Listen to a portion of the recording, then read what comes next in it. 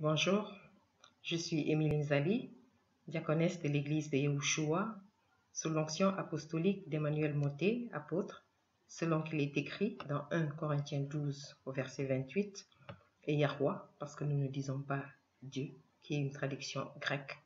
Et Yahweh a établi dans l'Église, premièrement les apôtres, secondement des prophètes, troisièmement des docteurs, ensuite ceux qui ont le don des miracles, puis ceux qui ont les dons de guérir, de secourir, de gouverner, de parler diverses langues. Amen. Je viens vous partager l'exhortation que le Saint-Esprit m'a accordée sur Colossiens 1 au verset 24, que nous lisons.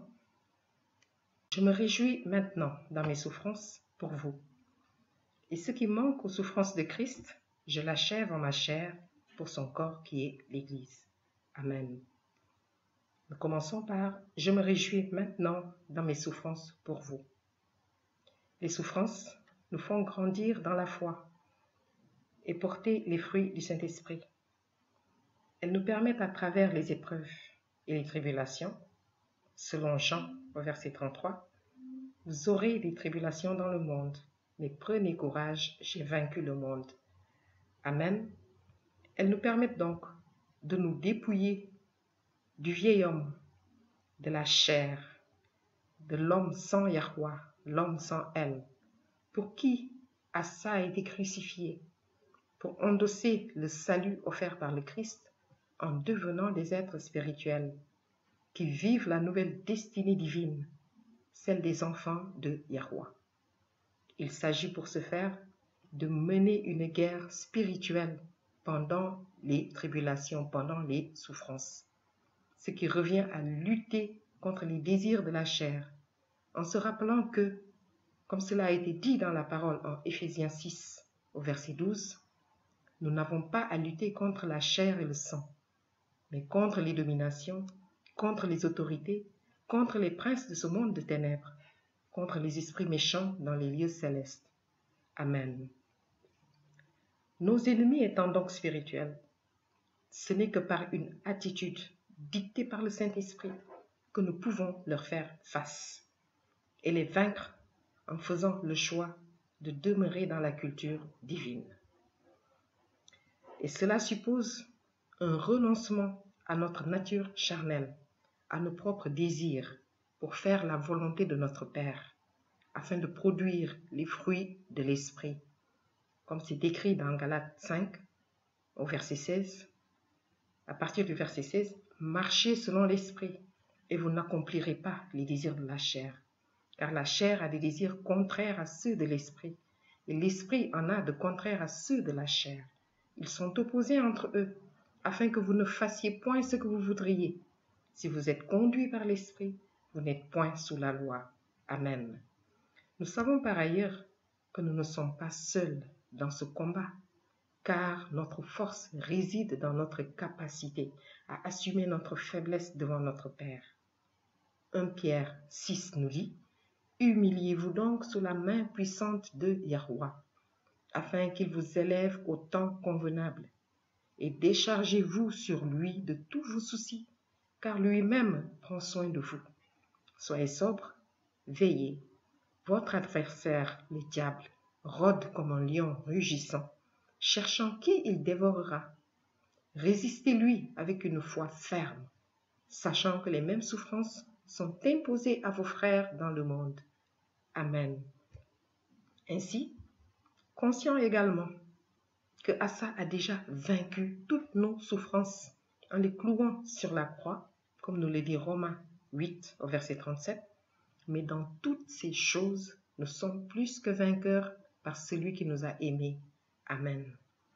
Une fois que, par le Saint-Esprit, nous arrivons à surmonter ces épreuves, ces souffrances, par la production du Saint-Esprit, par la production des fruits du Saint-Esprit, parce que nous avons renoncé à nos désirs selon la chair, comme nous le dit Jacques 1 à partir du verset 2, « Mes frères, regardez comme un sujet de joie complète les diverses épreuves auxquelles vous êtes exposés, sachant que l'épreuve de votre foi produit la patience, Mais il faut que la patience accomplisse parfaitement son œuvre, afin que vous soyez parfaits et accomplis sans faillir en rien. Amen. Donc, une fois que nous avons pu surmonter toutes ces épreuves par un renoncement à la chair, après avoir produit les fruits du Saint-Esprit, nous ne pouvons que nous réjouir de la grâce qui nous a été accordée, de pouvoir vaincre la nature charnelle avec le Christ. Cette nature charnelle qui ne peut désormais plus nous faire souffrir, parce que nous l'avons remplacée par la paix et la joie que nous procure notre vie dans le Seigneur, qui nous fait porter ses fruits pour notre Père. Amen. Nous poursuivons avec « Et ce qui manque aux souffrances de Christ, je l'achève en ma chair. » À l'image de Asa, qui nous a acquis le salut au prix de sa vie, comme nous le dit Galates 3 au verset 13, Christ nous a rachetés de la malédiction de la loi, étant devenu malédiction pour nous. Il nous a rachetés en nous arrachant à la condamnation éternelle à cause du péché introduit dans le monde par Ève. Paul nous donne donc le modèle du renoncement à la chair, lui qui a enduré pour que l'Église du Christ soit enseignée et édifiée. Beaucoup de tribulations dans son ministère en tant qu'apôtre, comme cela a été décrit dans Éphésiens 4 au verset 11, et il a donné les uns comme apôtres, les autres comme prophètes, les autres comme évangélistes, les autres comme pasteurs et docteurs, pour le perfectionnement des saints, en vue de l'œuvre du ministère et de l'édification du corps du Christ. Amen.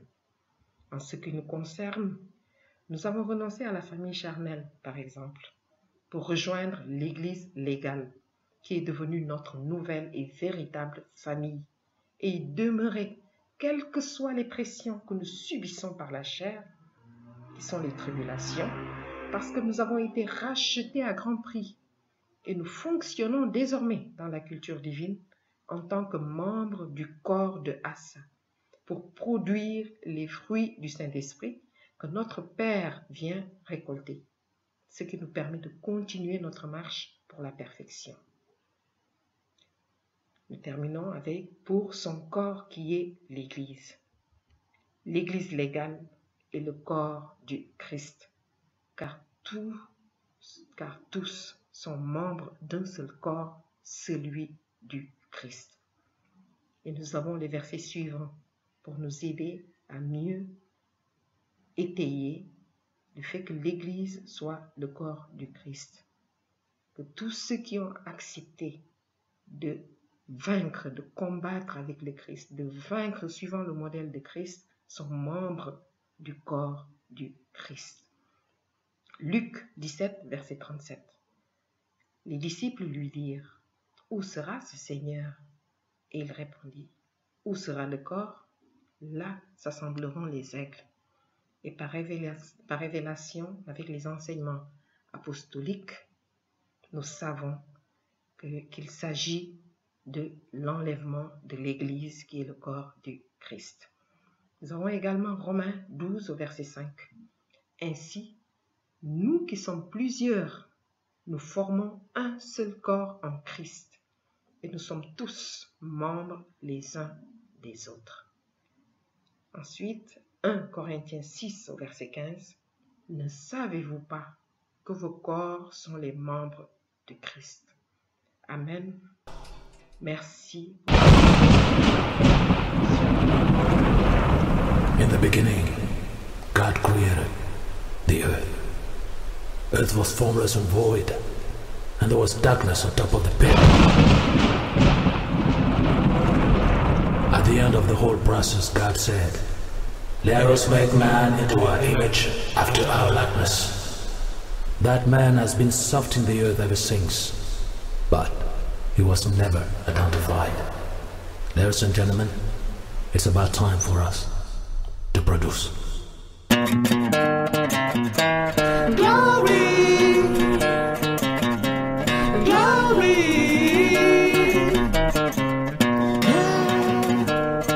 glory. They say the world is getting nasty and there's no way to escape.